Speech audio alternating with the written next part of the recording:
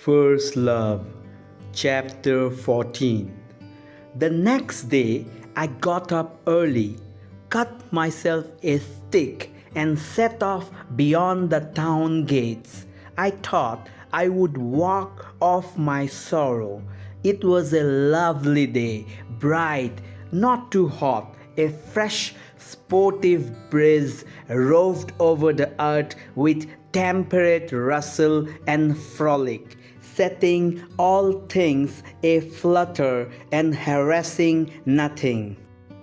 I wandered a long while over hills and through woods. I had not felt happy. I had left home with the intention of giving myself up to melancholy. But yet, the exquisite weather, the fresh air, the pleasure of rapid motion, the sweetness of repose, lying on the thick grass in a solitary nook, gained the upper hand. The memory of those never to be forgotten words, those kisses, forced itself once more upon my soul. It was sweet to me to think that Zennadia could not, anyway, fail to do justice to my courage, my heroism. Others may seem better to her than I muse, let them, but others only say what they would do, while I have done it. And what more would I not do for her? My fancy set to work. I began picturing to myself how I would save her from the hands of enemies, how, covered with blood, I would tear her by force from prison and expire at her feet.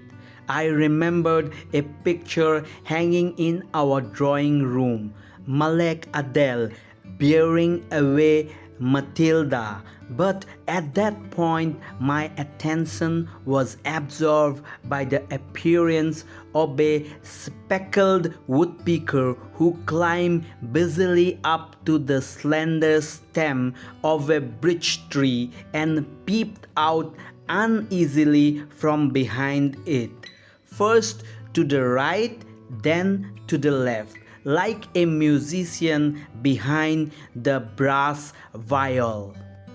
Then I sang Not the White Snows and passed from that to a song well known at that period, I Await Thee, when the wanton zephyr. Then I began reading aloud Yermak address to the stars from Homyakob's tragedy. I made an attempt to compose something myself in a sentimental vein and invented the line which was to conclude each verse, "Oh Zennadia, Zennadia," but could get no further with it. Meanwhile, it was getting on towards dinner time.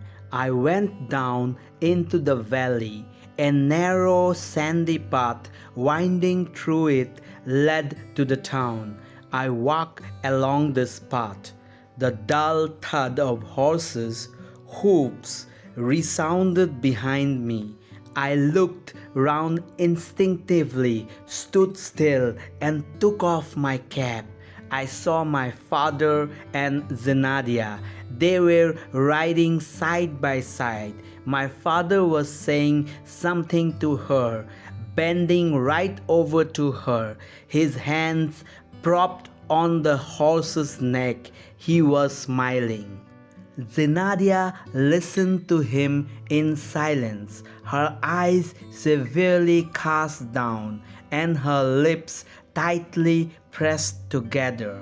At first, I saw them only, but a few instants later, Bylovzorov came into sight round a bend in the glare. He was wearing a hussar's uniform with a pelisse and riding a foaming black horse.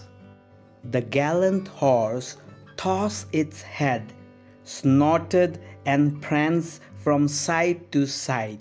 His rider was at once holding him and spurring him on. I stood aside. My father gathered up the reins, moved away from Zenariah. She slowly raised her eyes to him, and both galloped off. Bylovzorov flew after them, his saber clattering behind him. He is as red as a crab. I reflected, why is she so pale, out riding the whole morning and pale? I redoubled my pace and got home just at dinner time. My father was already sitting by my mother's chair, dressed for dinner, washed and fresh. He was reading an article from the journal Des Debats, his smooth musical voice. But my mother heard him without attention, and when she saw me, asked where I had been to all day long, and added that she did not like this gadding about God knows where, and God knows in what company.